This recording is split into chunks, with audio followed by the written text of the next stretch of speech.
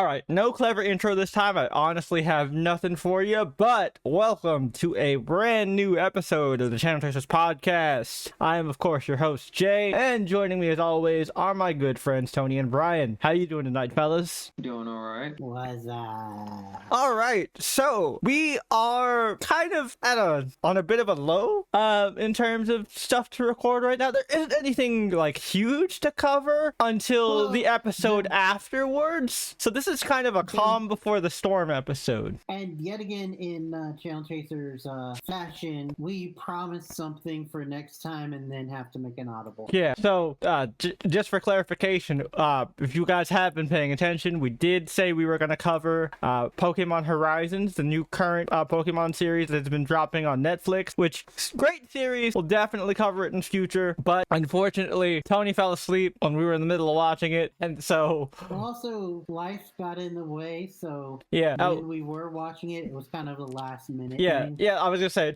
Tony fell asleep in the middle of watching it, and we didn't really have any other makeup time to continue the watch to like, you know, fit in with recording time, so we had to, you know, choose a last minute substitution. Luckily, something that we had originally watched for a homie hang, thanks to seeing the trailer via, you know, Brian's Trailer Talk playlist, like, was out, which had just came out. The last episode. Exactly. So this is pretty fortuitous timing still. So, you know, what we usually do when we can't cover an entire TV show, we fall back onto a movie. And we laughed pretty decently at the trailer for a Hulu original raunchy teen comedy called Prom Dates. And so we were like, you know, this looks fun. Let's check this out just for a homie hang. You know, just like we said in the trailer talk for that episode. We watched it. We laughed our asses off. Like, there was legit a point in the watch where I had to pause it to use the bathroom because I was laughing so hard.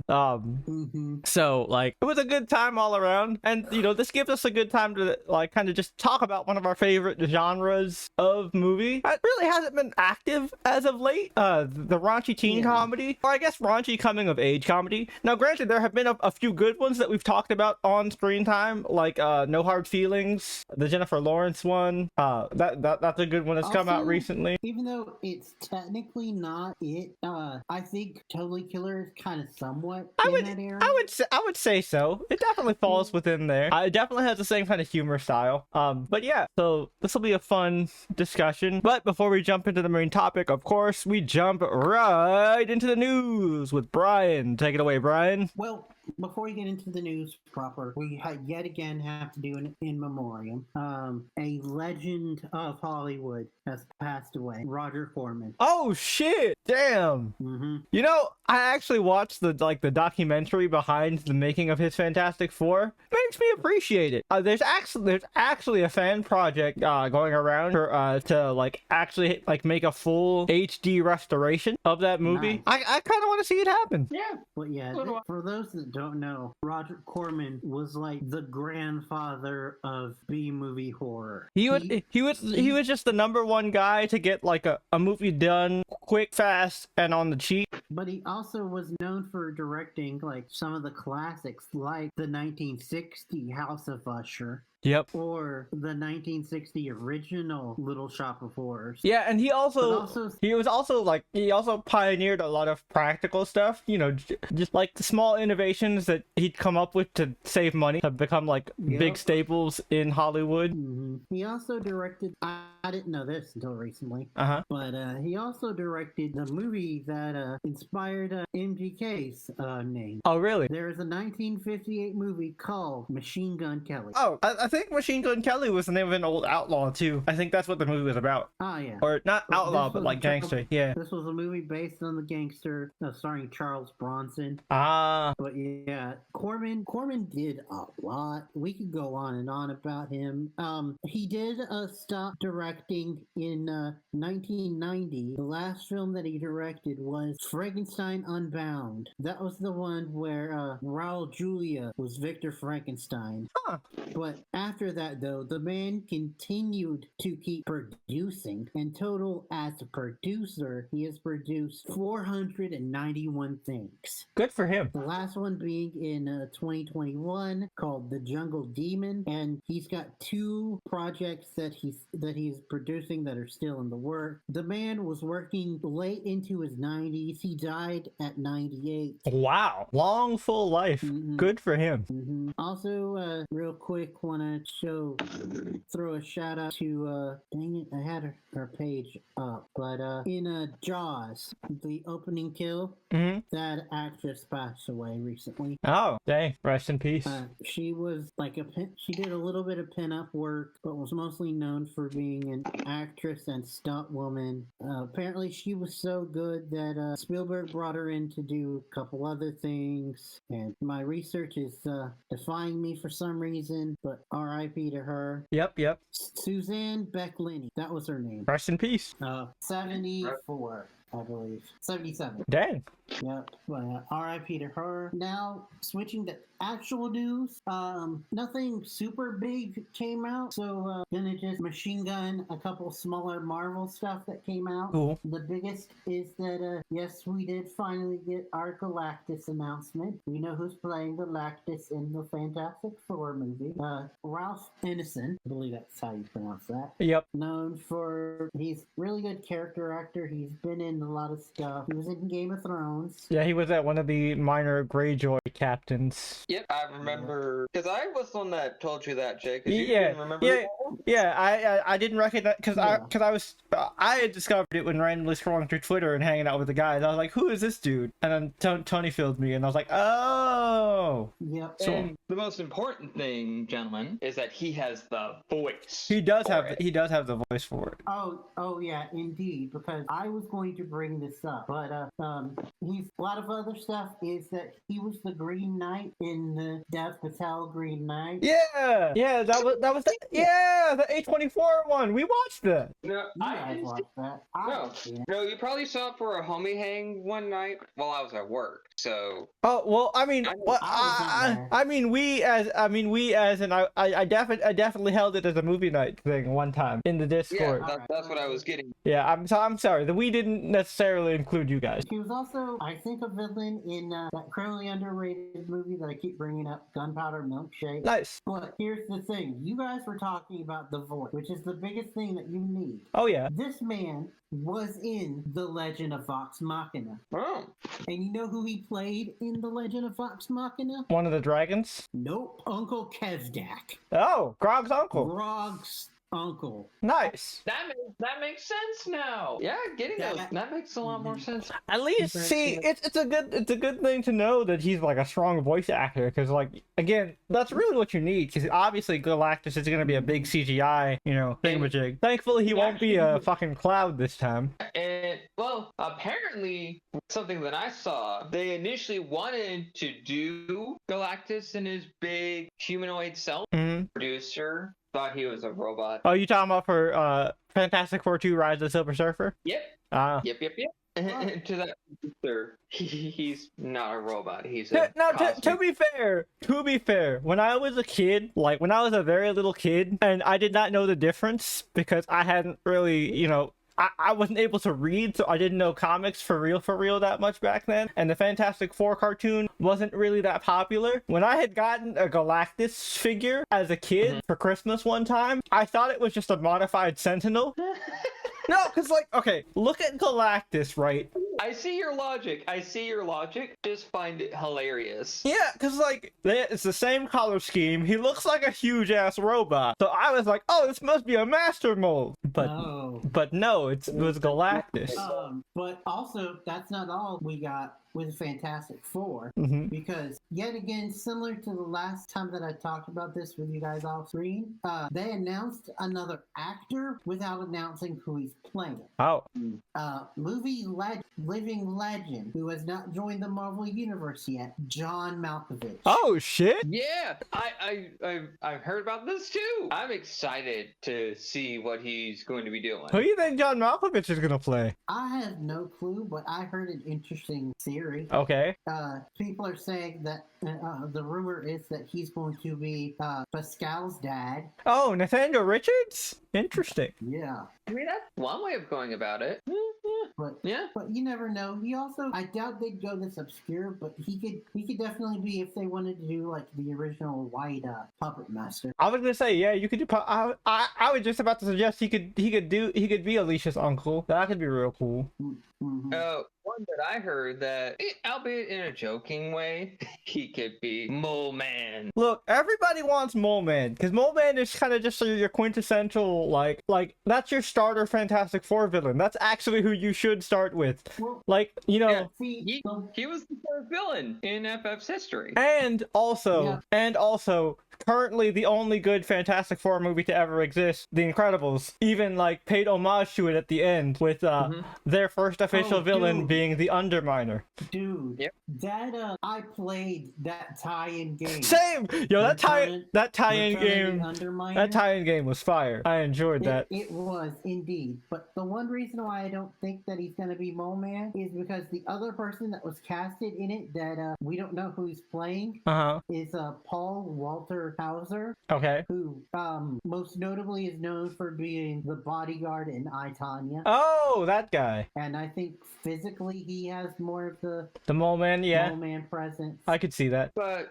yeah, true. But true. That's not all for Marvel news. Yeah, because I was talking to Jay offline about this, but TV upfronts have been going on lately, and Disney Plus put up their upfronts, and it was revealed that Ironheart is being pushed back till next year, which reasonable, and I'm glad they're taking their time with it. Yep.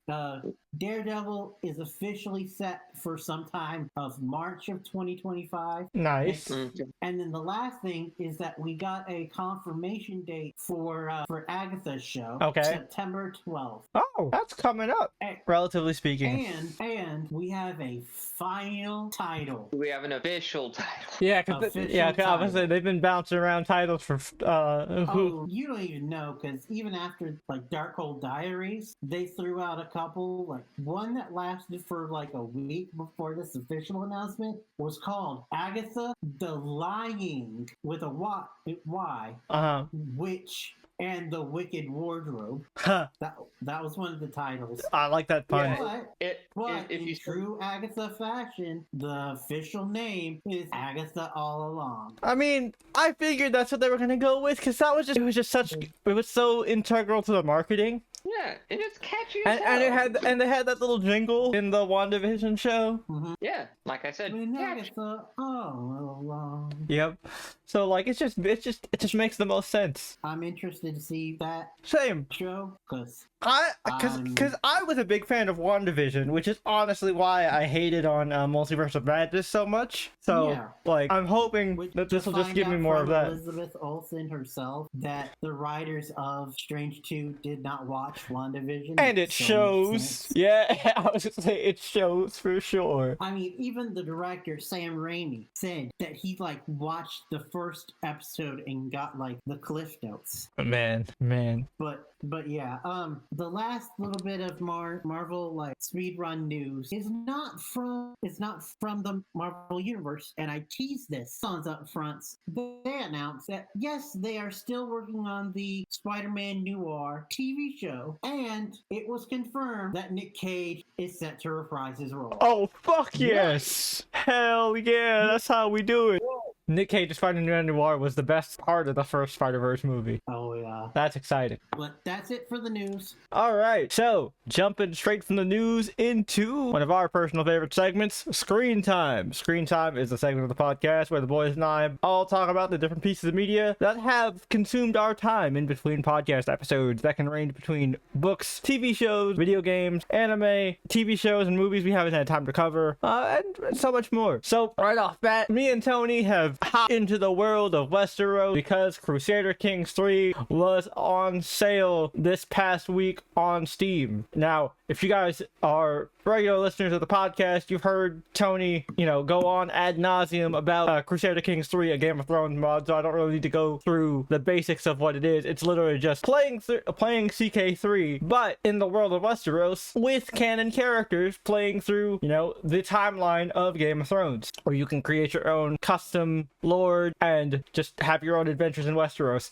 We've done a few playthroughs, and I don't really want to go through them all, but the one I want to focus on is our best playthrough so far. Hopefully we'll do better in other ones, but our best playthrough so far was our House Bright Flame, which was our attempt at running the Seven Kingdoms through a Targaryen bastard house, and I'll let Tony kind of explain our misadventures.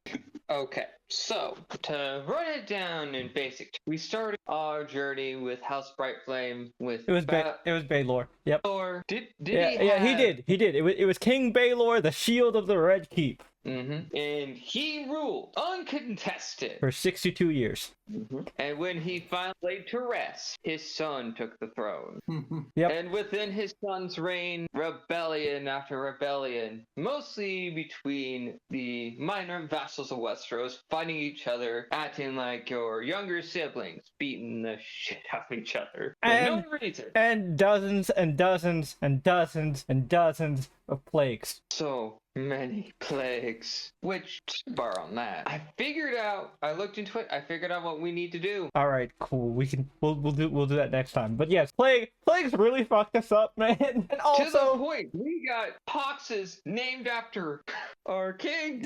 Yeah, and also just our maesters were a real coin flip. Sometimes we had real good maesters. Then we had Maester Santa, who started off real rough, but then eventually he gained enough skill where he was fine. But let me tell you, Maester Santa had a rough start to his career, and we call him Maester Santa because he was a big fat guy with a long white beard. He looked like Santa Claus. His name was Maester. No. His name was Maester John. Yeah, Maester John basically wore Santa robe. He wasn't a pudgy guy. He was rather thin. Yeah, but his beard was poofy. Yeah. He had red on. Yeah, it was big red robes, and he had the long white beard, so we just referred to him as Maester Santa. And man, and he may have fucked us with plagues at the start of his tenure as the Grand Maester. The worst part of it though was, we had a good set of children. Damon had a great set of children, and I have to bring special attention because my heart still hasn't recovered. Rest in peace to our dear son Monfroy. Monfroy,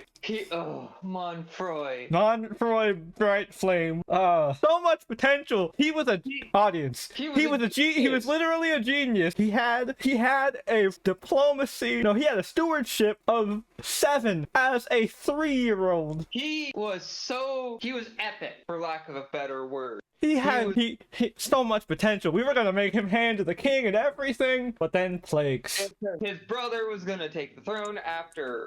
What was Baelor's? Damon was already about to become king because we were on the end of our rope. We were in our 70s. We're like, all right, he's not gonna last that much longer. Yeah. And so we were like, okay, we're preparing for Damon to take the throne. All right, we also have this other son in the tuck here who can help him out because That's because maybe we're mixing. Was it Black Flame? No, it was Bright Flame that had Monfroy because Monfroy was a redhead because I had married us into the Tullys, so the Targaryens were all gingers now. I'm just remembering because that's part of our House Rookfire playthrough. Was Monfroy Rookfire? My bad. Okay, so I mixed up the Targ playthrough. Oh, his grandma was Cersei. No. That's definitely Rookfire. Rookfire was when we mixed in with the Lannisters, and we had a good time. Because his mom wanted to name him after his dad, which was a Lannister.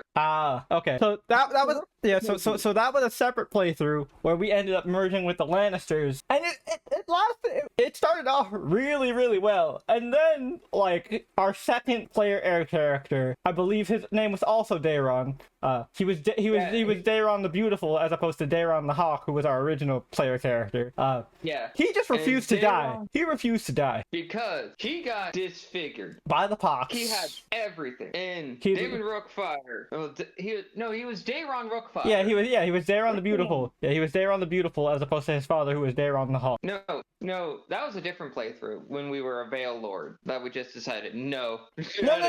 Dayron Rookfire was also known as the Hawk. Yes, that was the nickname he got. No, that was our Veil Lord. No. I'm telling you for sure because I was the one who got that nickname because that was the portion where I had played by myself because I did the initial setup. Oh, okay, but I do remember that we did when you and I did the Veil Lord. Yeah, he also got the nickname the Hawk, but that was just because we were in the same general area, and I think the nicknames kind of just loop around. Yeah, that kind of makes sense, and we are River Lords and not Veil Lords. Yeah. So but so anyway, he refused to die. Like all his children died. He had a beautiful, loving relationship with his wife Alice Hightower, and once she died, he refused to marry because you just can't find that connection anywhere. You totally understand that. All he had was his dog Snow, and even eventually Snow died too. So he really just had nothing to live for. Yeah, when he died when Snow died, and then his grandson took over. But by the time his grandson took over, like the realm was kind of in turmoil, and like he wasn't looking too hot. He was in his like early 30s and had already been through some shit, and then he ended up being slain in battle, and we were just like, well, nope, fuck this. Back to Bright Flame, though, the crowning achievement of base idiocy. Yeah, so this was all on me. This is my L. I will hold this with shame. Let me preface this with a bit of a scenario here. So, if you have a friend and you're hanging out with that friend and you're doing something fun, a fun activity, say you're making a paper mache horse. Okay. And the friend decided to add, let's make a unicorn, or let's add wings to it. And you're going like, yeah, why the hell not? What could go wrong? The paper mache horse looks like a godless abomination. Yeah, essentially what happened was curiosity murdered our entire dynasty because we were just hanging. Everything was going well. We were just going through like the different decisions and stuff, and we saw hatch dragon egg, and I got curious. I was like, oh, that's cool. We are Targaryens. We should try it. Maybe this is how we go look for dragon eggs. And then I was like, Jay, you would have to search for dragon eggs first. And so then I'm like, you know what? Let's experiment. Let's go ahead and click it. And then Tony's like, no, the game is telling you it's a bad idea. I'm like, oh, come on. It can't be that bad. Click. Entire dynasty dead. Yep. And how far from because our sister was married into them. Yep. So, yeah, that was my bad. In Tony's analogy, you added wings to the paper mache horse, but the wings are so heavy they collapse the whole horse. Exactly. The horse tried to fly, and it just could not. It buckled under the weight of those heavy ass wings. Because you made them too damn big. Yep. But yeah, so too damn high, Icarus. We really did. You did. But in the grand scheme of things, since we are still getting used to it, we're finding some successes. We're learning from our past mistakes. It was actually a pretty great run. We outlived Tywin. Of all people. Yeah, which is crazy. He was like an instrumental part of our council. Mm-hmm. We had allies in like literally every corner of the Seven Kingdoms. Like I said, up until the point. Like up until the point where we blew up, our throne was completely unopposed. We took out 2 Blackfire rebellions and a few peasant uprisings. It's a good time, and we actually had a successful transition from a martial character to a more stewardship focused character. So we got to really see how to play from the stewardship angle. And we come to the realization that we like playing against the steward diplomacy characters as much as we love playing the martial characters. Because yeah, it's fun to unga bunga people, but it's also fun to throw your money at problems. Oh yeah. And we made bank with the Targaryen throne. We made bank. Oh yeah. So our next attempt is going to be with the Lannisters, because of course you got to play stewardship with the Lannisters, because I mean the Lannisters always pay their debt. Mm-hmm. Yeah, we tried to do a Vale Lord with a martial character, but we just lost interest because we were a mining lord. The Vale is just boring. It's not an interesting place. I've realized that if you want an interesting Crusader Kings run, you either go Targaryen, Lannister, or if you want to get real spicy, we go to Dorne. And we haven't tried Dorne yet. I think maybe since we know how to get rid of plagues, we'll try Dorne this time, and we'll try Dorne in a little bit of a dicier time. We'll try Dorne during Robert's Rebellion and see how we do. Ooh, yes. So we'll keep you updated on that one, audience. But that's it for us. So Brian, what has occupied your time in between podcast episodes? Well, first of all, just want to shout out an album real quick. It's a new album by Alexander Stewart. He's one of these people that got popular for their music on TikTok. Oh, nice. And he variates sometimes. He's mostly known for doing that orchestral pop. Where it's pop with orchestral elements into it. Mm-hmm. He openly admitted that his dad owns a studio, and so he kind of grew up in the studio. So he knows how to produce stuff. Nice. But in true album fashion, though, this is mostly about a breakup. Of course. But this one, he talks about how more complicated stuff with a breakup, like Blames on Me, where he realizes that he himself and his insecurities helped lead to the breakup, and that part is on him. Well, that's mature. Yep. I wish you cheated. Where it talks about how the fact that the relationship ended where nobody was at fault, so it makes the relationship ending harder. Yeah, because you don't have a reason to just hate them. Nah, I've been there. Yeah, but he does also talk about his own insecurities, like I said, with a song called Reflections, where he talks about hating his reflection, and then If You Only Knew, where he's got that internal struggle, but he's not verbalizing it because he don't want to burden people. I mean, that's kind of that's a very common thing for men. Mm-hmm. But yeah, it's really good album. I really like it. But also shout out to Critical Role.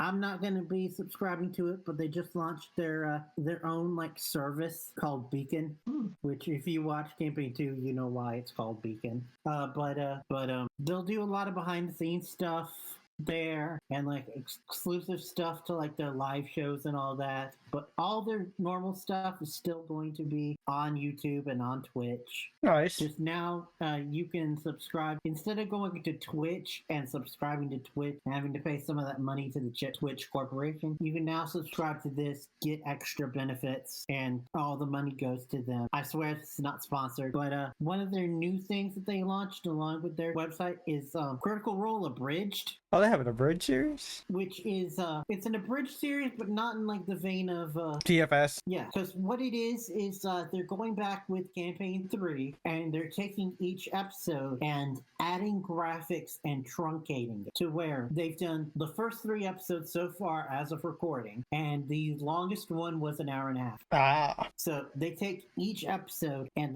truncate it and edit it down of Campaign 3.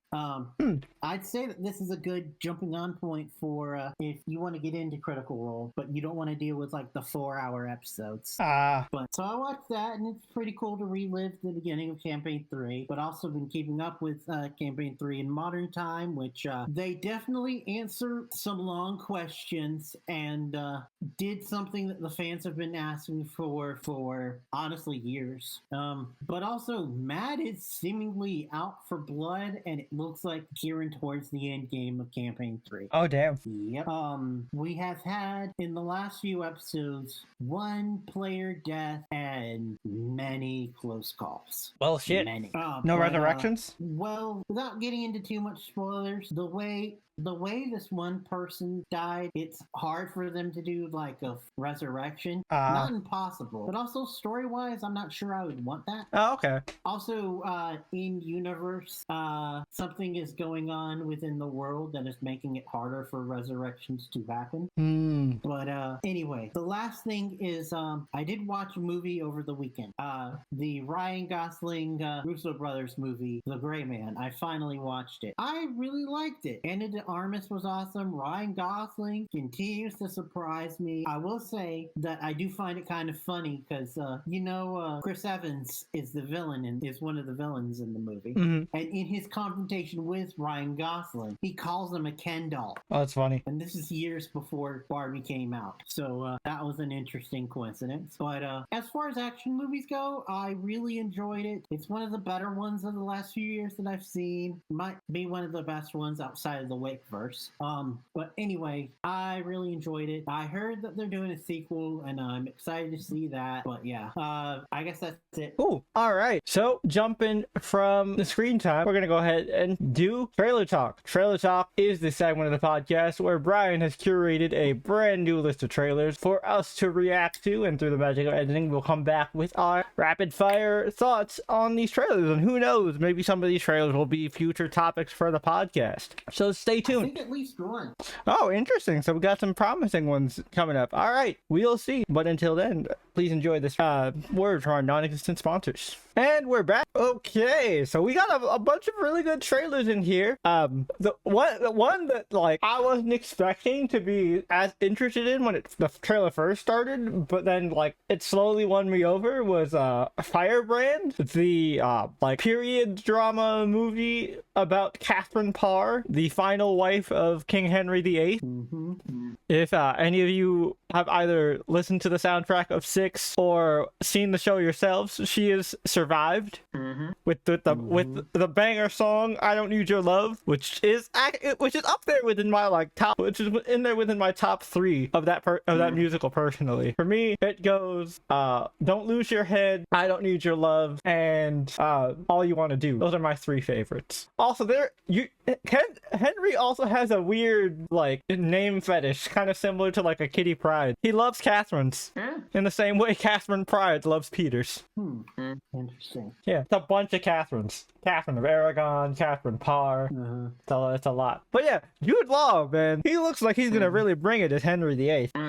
Oh yeah. That one was pretty intense. One that looks intense but also very sad was the Fancy Dance trailer, that Apple TV movie. Yeah. It's good to see Lily Gladstone and more stuff. She was great in Killers of the Flower Moon. I did manage to see that. I enjoyed it. Oh yeah. Also unexpected and sad, Longing. Yeah.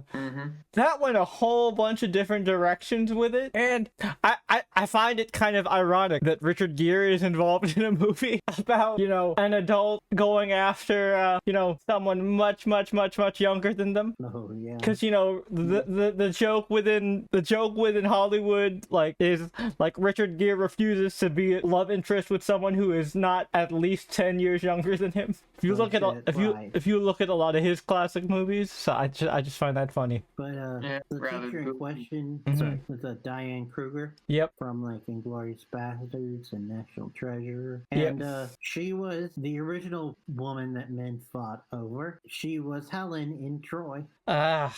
Troy, man. Talk about a real misfire. But hopefully Longing isn't a misfire.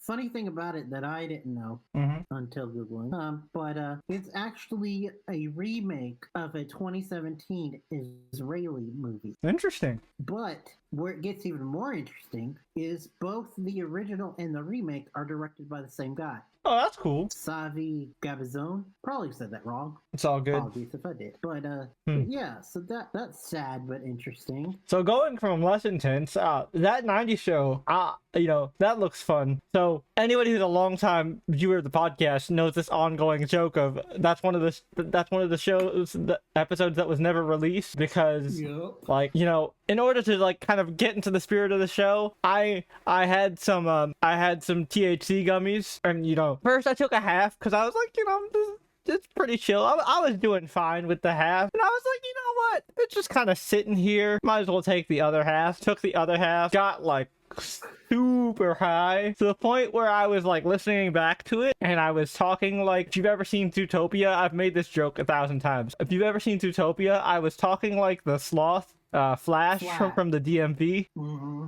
And I was just like, man, nope, I'm not putting this out there. He can drive like a bat out of hell when he wants to. Oh yeah, from those shorts, yeah. Yeah. But yeah, so.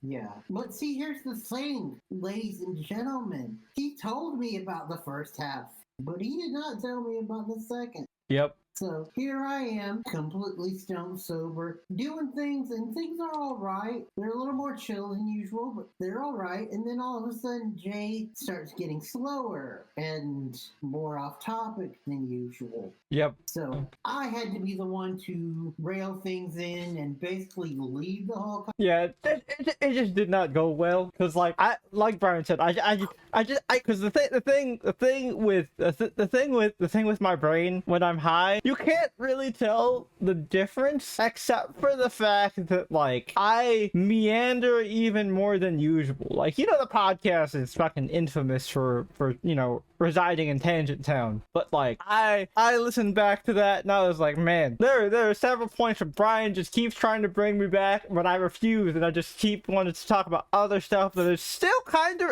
to give my past self credit, it was still related, but it was, like, just, like, kind of focusing really hard on other small details that were still on the subject, but like not on what we were directly talking about at the moment. Yeah. So you know, hopefully we can redeem ourselves with the second second season. It was a lot of fun.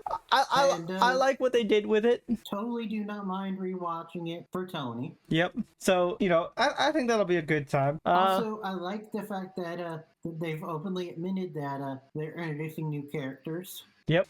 Took me a minute to realize that that was the love interest because he did not have long hair in season 1. Yeah, Baby Kelso looked completely different. Yep. Yeah, Kelso 2 looked completely different. That was Kelso's kid, Tony. But to the show's credit, those two are the legacy characters, but the other members of the friend group are just their friends. Yep, and it's not, and just because we refer to Kelso's kid as Kelso 2 and stuff, it doesn't mean, like, one of the things that we liked about it, or that we talked about in the podcast, was that, like, they didn't try so hard to be like, oh, this girl's the new Jackie, or because she's Eric's kid and she's the nerd, Leia is the new Eric, or, you know. Now, they have aspects of the originals. Mm-hmm. And of course, they pay homage to like classic gags, like the different like weed trips and like, you know, obviously the circle shot. But Kelso Jr. is not his mom or his dad. Yeah, he's the Donna of the group. Yeah, he is the Donna of the group. And of course, Eric and Donna's daughter is like the Eric of the group. Yep. But the Kelso of the group is actually his best friend, who is like the stereotypical stupid one, but stupid jock more. Yep. Than Kelso's like stupid burnout. Just overall stupid fuck up. Yep. Yeah. And they do have a foreign kid, but he's a lot different than Bez. And he had a really funny joke about just because kid's gay, right? And like he had a very close relationship like with Kitty, like he really bonded with Kitty, and like Kitty was the first person he came out to, and then just all of a sudden he just was like felt so confident that he was just out here just telling everybody. It was fun. Well, telling everybody that had no connection. It had no connection to him, so that he could kind of build up to who he actually cared about. Right. Like, hello, pizza. I would like 1 pepperoni, 1 cheese, and by the way, I'm gay. All right, but yeah, nah, he's fun. And also the only character that actually like recurringly shows up is Fez. He has his own little side plot with one of the neighbors. Yep. The only other character from the original that really shows up like more than just like the bookends is the grandparents and Leo. Yep. Yeah. And Kitty and Red have not missed a beat. Oh no. They're honestly, I think they hard carry the show, but you know, the kids are learning though. Yeah, they are. I think it's like a Fuller House situation where like it's gonna be fun for as long as it lasts, but like it's never gonna be one of those like as good as the original, but it's still a good time. Yeah, if they wanted to, I feel like they could do this with Friends and one of the Sprouse twins. Yeah, if either was interested, because they're Ross's kid, right? Yeah, that's what I thought. Ben, yeah. So yeah, so that was that. Is there anything else from the trailers that we didn't talk about? The Will Ferrell one. That just looks fun. Iffy. It looks fun, but I'm gonna be honest, Will Ferrell hasn't been funny in a while. Oh yeah. So I kind of checked out with that trailer. His better stuff is when he's like a more dramatic character in a comedic movie. Yep. Like a Lego movie. Yeah. Also, I haven't seen it, but I've heard he's good in Barbie. He is good in Barbie. He essentially plays the same character he played in the Lego movie. Like he is the CEO of Mattel. Ah. Yeah. And so we don't keep this going on for too long. The last one that we didn't talk about was Cross. The third in the like trilogy of Amazon Prime dad shows. Yeah, which again it looks like the same kind of like action dad show as like your Reachers and the like. But this one seems more like detective cop driven. Yep. And I gotta say one of the biggest draws for me is the lead, Aldous Hodge. Yeah. I know him best from the TV show Leverage, but I know I've seen him and stuff. Modern audiences would know him better as Hawkman. Yep. Oh, that's right. He was Hawkman in Black Adam. He was actually good in that. Yeah. Him and Pierce Brosnan had really great chemistry. He's a very funny guy, and so I'm glad to see him doing more stuff. I know he's in that show with Kevin Bacon where they're cop partners. Nice. But I never saw it. Cool. But anyway, that looks interesting. Don't know if it's show worthy or not. Time will tell. I mean, we did way back in the day cover Jack Ryan. Yeah, no, that was in that was in one of the early iterations of the podcast. No, like before the podcast feed. Yeah, that was all right. That was Krasinski, right? Yeah. But yeah. But the thing that held it together was the connection between him, the like bromance of him and the dude from The Wire who's going to be Perry White. Yep. But all right. So with that done, if you guys want to check out those trailers for yourselves, YouTube people, you know what to do. Check the description down below. Brian will have provided that playlist for you. Yep. So without further ado, let's go ahead and just jump into our topic. Prom nights. Or prom dates. I said prom nights. Yeah. Although that would have worked as a title too. So I get why they went with prom dates. Yeah. So this was a fun movie. So in particular, Brian and I were interested in this off top because when we used to cover like TV shows regularly, like on our individual channels, one of the big ones that we covered all the time was High School Musical, the musical, the series. And I've trained myself to say it that fast because otherwise it's just a super mouthful. And one of our favorite characters up there was Ashlyn. She was kind of, if you remember the original High School Musical movie, she was like that one Kelsey, like the one girl in there who like wrote all the music and was shy. Like she was your stereotypical character in one of these like shows where like she is always in the background and is there to support, but turns out to have a really good voice, but doesn't want to show it off. Yeah, that's true. And like to the point where when they were in the first season, their musical that they cover is High School Musical. Yep. And the role that she gets cast as is the teacher. Yep, Miss Darvis. Yep. And also she has one of the cutest ships of that entire show with her and our boy Red, who starts off as just the best friend to the Troy type character and isn't even involved in drama club. It doesn't even join until like I think season 2. 3. It's season 2. It's season 2 or season 3. One of those. Yeah. And we find out like he's an excellent tap dancer. Yeah, he can tap dance. Yep. He can tap dance like a motherfucker. But so we're used to seeing her as this kind of shy, sweet, like again, it's a mousy, very Disney character. So like it's just hilarious to see her as this like it's such big whiplash to see her as this like foul mouth, tough talking, obviously gay like we didn't even have to see the trailer. Like, you just look at her for like 5 seconds, it's like, oh yeah, she's gay as fuck.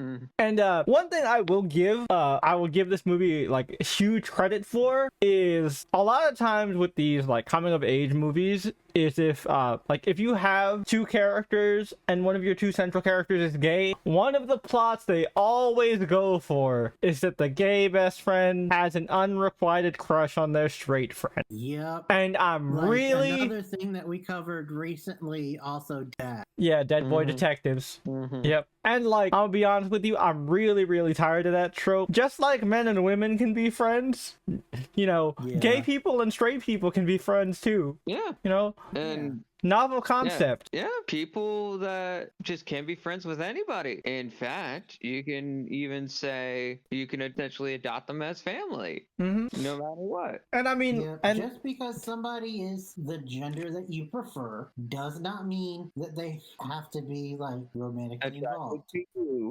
Exactly. And like, I really appreciate that they just completely avoid that.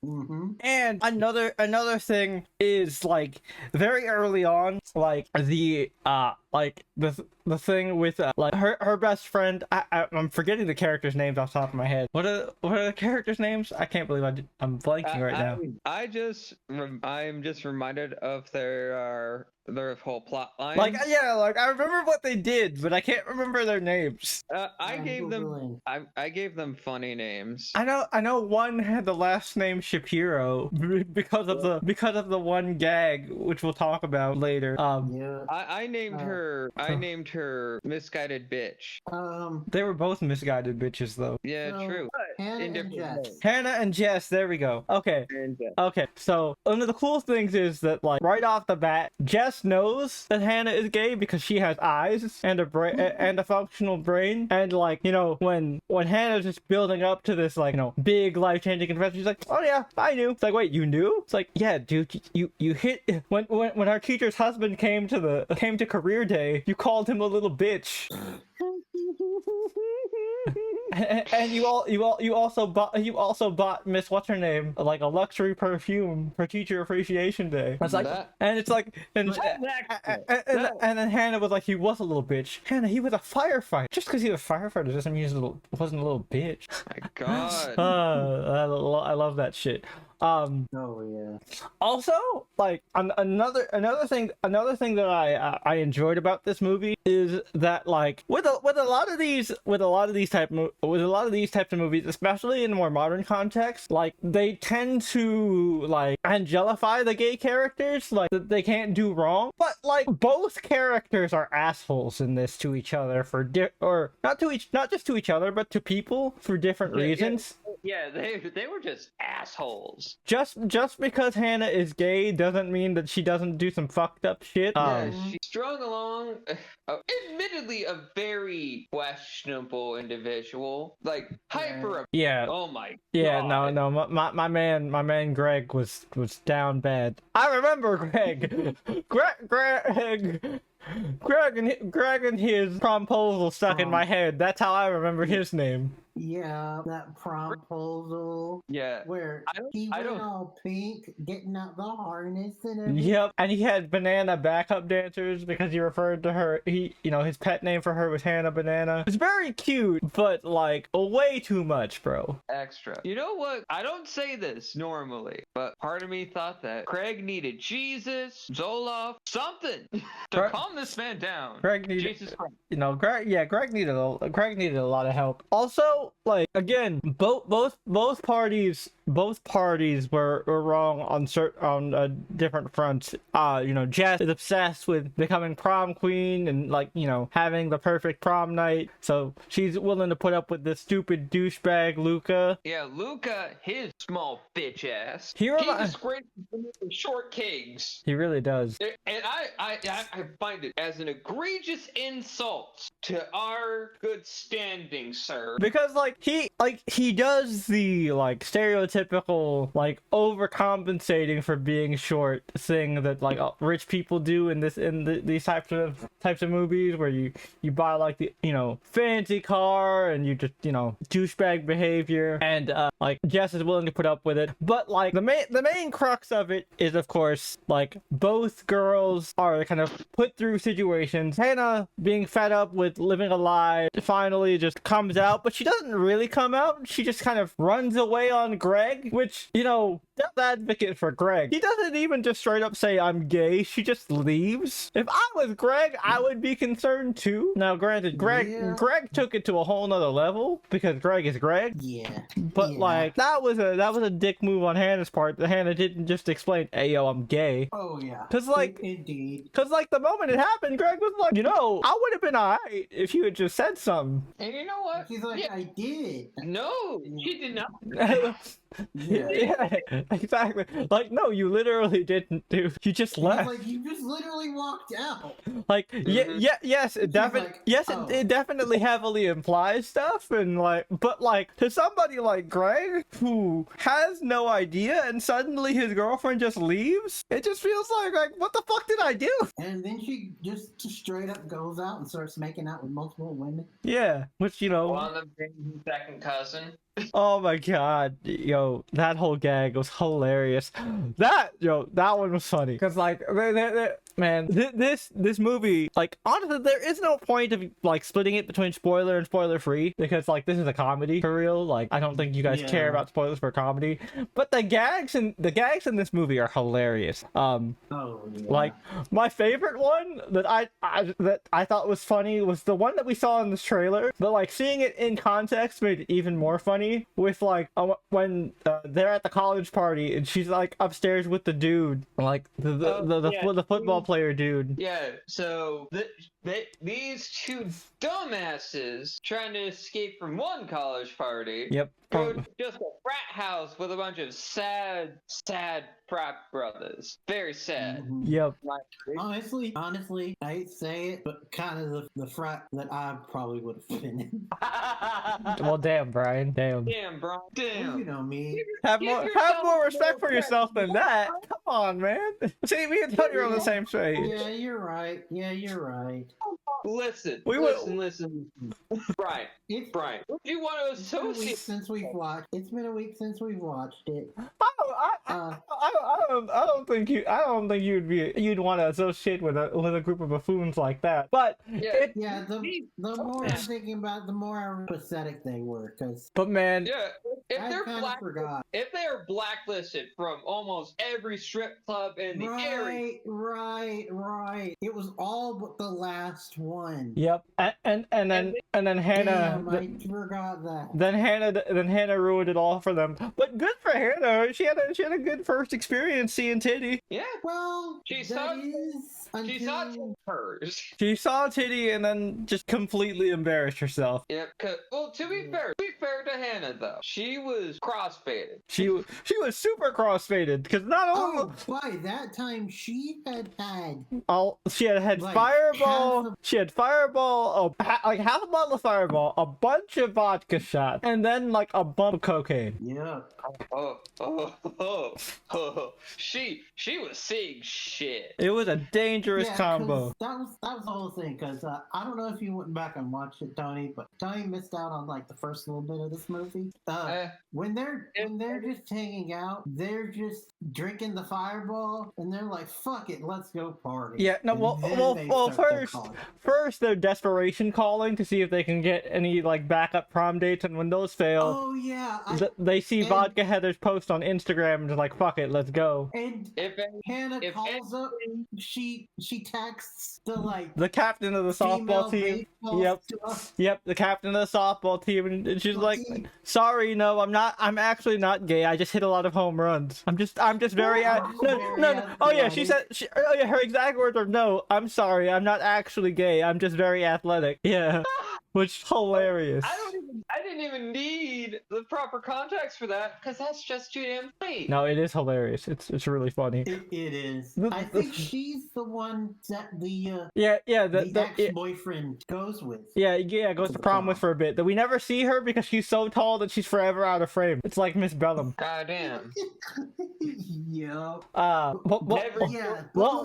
One of the funniest gags from Vodka Heather's party though is the one involving Jess and the Italian kid. Oh god. Oh, she was murdered. She was 100%. She was going to be the Italian cannibal. Yeah, the Italian cannibal.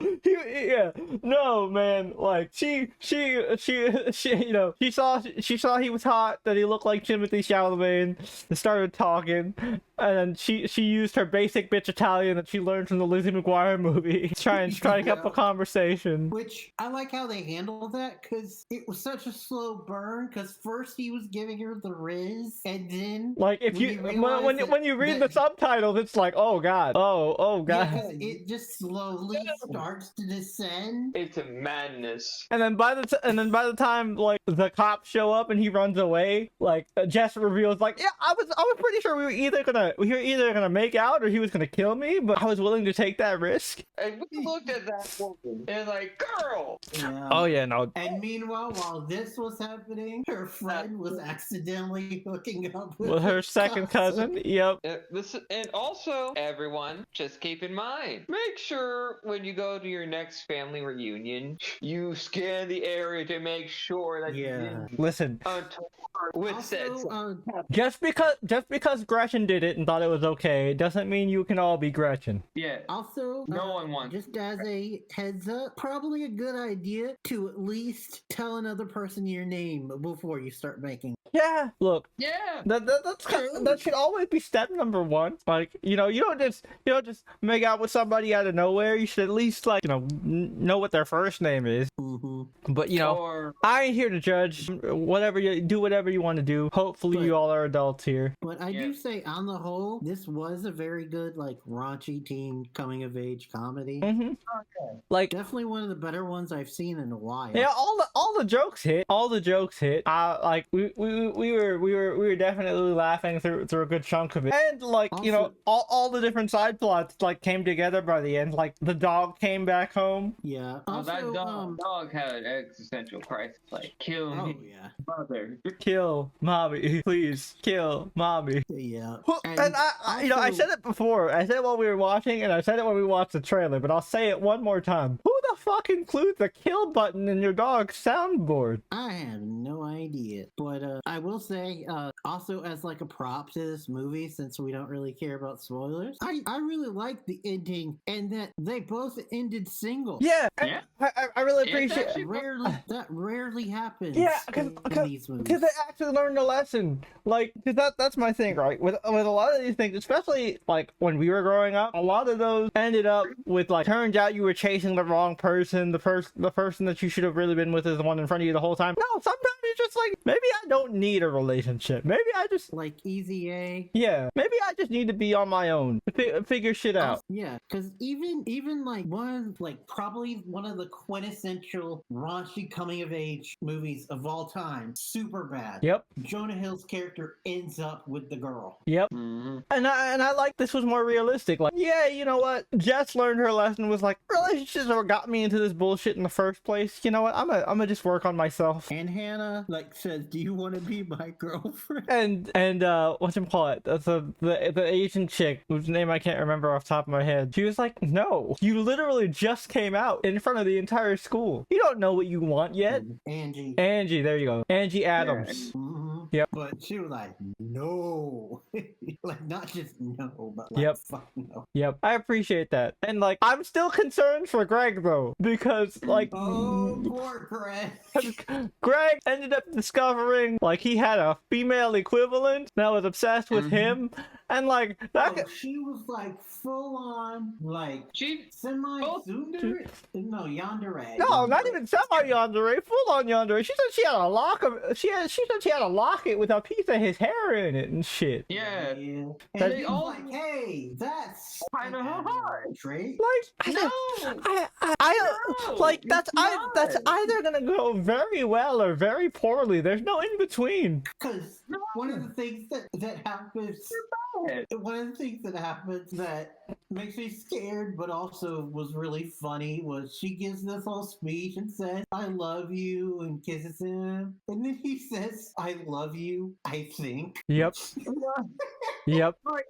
Yeah. No, I was like, Greg, run, Greg. But yeah, overall it was really funny. But I also liked that like they left the door open with Jess and the brother and Hannah's brother.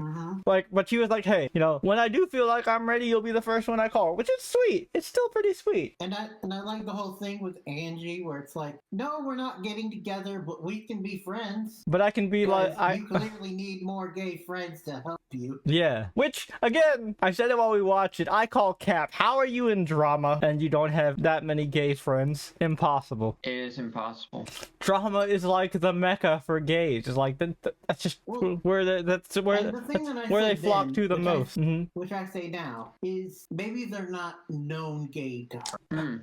She does seem to have a pretty bad gaydar. Yeah, and she does come off as the type to just kind of focus primarily on herself. Yeah, the struggles of individuals. That's fair. But overall, you know, just kind of transitioning into final thoughts and ratings, I thought it was a great time. Like, this is a fun movie. Nothing really, you know, to write home about. It's not like, you know, one that I'd like 100% like recommend to anybody. I mean, if you're a fan of like coming of age raunchy teen comedies, oh hell yeah, I'd recommend it. But like, this isn't one of those ones like it's a must see. You know, it doesn't change anything about like the genre of raunchy teen comedies. But if you enjoy this type of shit, like you loved like American Pie back in the day, your Animal Houses, that kind of thing, Easy A, Super Bad. Watch this again. Oh yeah, 100%. It definitely got some replay value, and I feel like if you're in like our age range of your like late 20s, early 30s, a lot of the jokes are written for us. Like, yeah, they're they're like, you know, 17, 18-year-old characters, but like a lot of the references are targeted towards people who grew up in like the early aughts to like 2010s. So,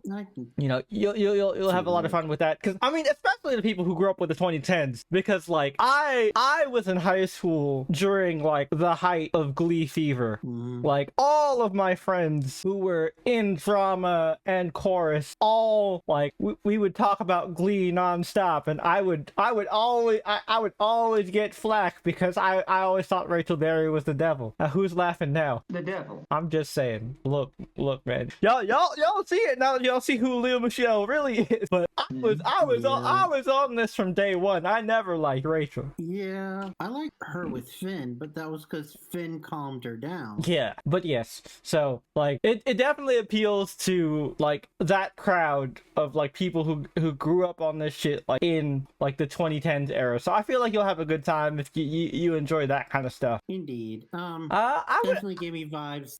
Sorry. No, you're good. I was going to say, definitely gave me vibes of like the classic raunchy teen comedies and like some of the underrated ones. Like, y'all remember Euro Trip? Oh, Euro Trip was fun. Cause that moment where the twins made out. Yep. That kind of gave me the same vibes as when the second cousins made out. Yep. Which, by the way, fun fact for people that might not know, Euro Trip had a cameo by Matt Damon. Oh wow. He was the one who quote unquote sang because it wasn't really his voice. Scotty doesn't know. Oh, huh. Scotty doesn't know that Fiona ain't doing in bed every Sunday. But yeah, I'd probably give this like a solid like 7.5 maybe. You know, we'll go with 7.5. I'll go with 7.5. It was fun. What about you guys? It felt like an 8 to me. Fair. Brian? We've said this before, but rating comedies is a bit different than rating like normal movies. Yep. So I'd say for me personally, I agree with Tony. I give it an 8. Okay, fair enough. Well, that's pretty much it for this episode. We really don't have much to say. So Brian, we talked about stuff that brings back old memories and makes us think of things that we remember fondly. What are we covering next week? Well, it's funny you mentioned that, Jay, because we are talking about something that is a direct sequel to something back in the day, X-Men 97. That's right, folks. We are going back to the 90s. Go get your big guns and all your pouches. It's time for X-Men. Hell yeah. And let me tell you, we haven't watched the final. As of recording this podcast episode, we have not seen the finale yet, but we're going to as soon as we wrap up. And man, am I excited, because this season has been great. This is an episode I'm looking forward to. I know the other fellas are looking forward to it. I hope you're looking forward to it as well. Oh, same. 100% same. But we will see you guys next week, and let's see if our fears are warranted. Until then, we'll catch you guys later. Peace.